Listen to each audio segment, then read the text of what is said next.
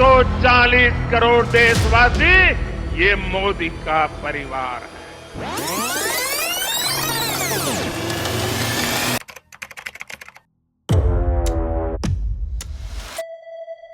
बौखलाए हुए ये लोग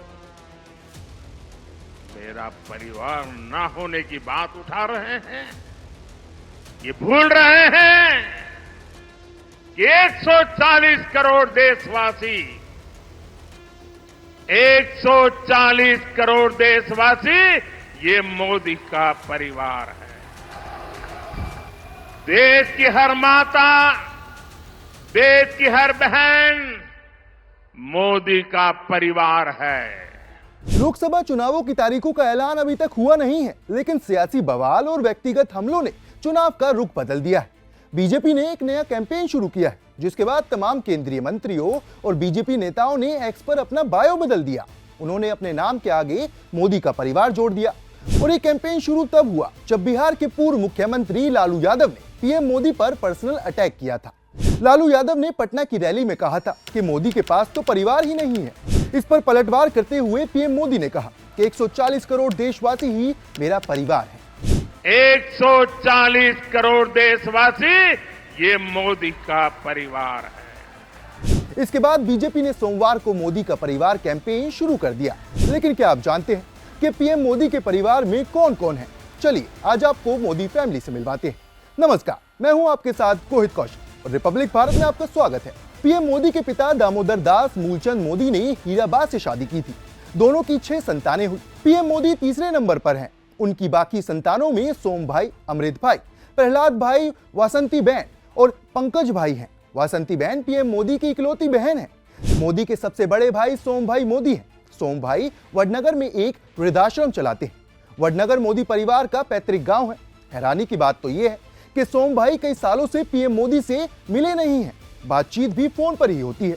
उनके सबसे छोटे भाई पंकज भाई मोदी गुजरात सूचना विभाग में अफसर हैं। पंकज भाई नरेंद्र मोदी के प्रधानमंत्री बनने के बाद कई बार उनसे मिल चुके हैं, क्योंकि उनकी मां हीराबा पंकज भाई के साथ ही रहती थी।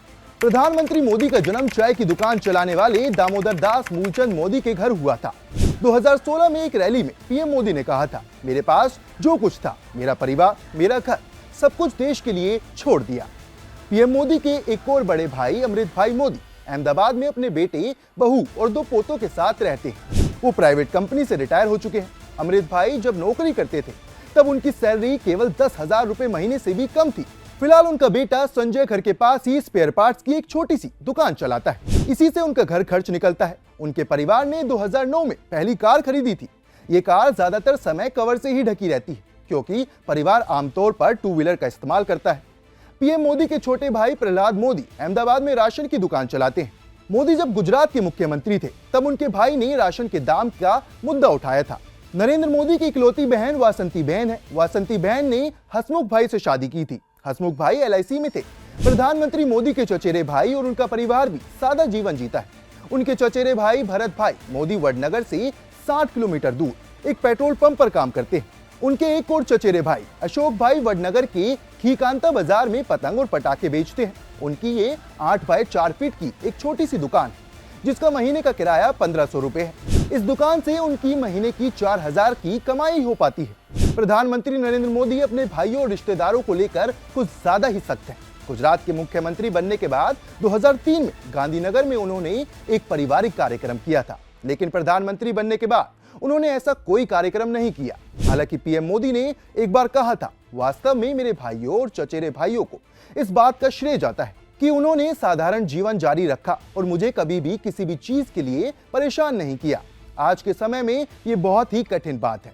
हालांकि 2019 चुनाव के दौरान मैं भी चौकीदार कैंपेन ने ट्विटर पर रीच के सारे रिकॉर्ड तोड़ दिए थे। ये ट्विटर पर चलने वाला सबसे बड़ा zero promotion self generated viral campaign था और भाजपा को 300 वोट मिले थे। अब बीजेपी ने 2024 चुनाव में मोदी का परिवार कैंपेन शुरू कर दिया है और मैं भी चौकीदार की तर्ज पर ही सोशल मीडिया टूल्स के जरिए इसे आगे बढ़ाया जाएगा। इसके अलावा मोदी का परिवार कैंपेन के लिए कई फ्लैश इवेंट्स भी प्लान किए जा रहे हैं। ऐसी ही तमाम खबरों के लिए देखते रहें रिपब्लिक भारत।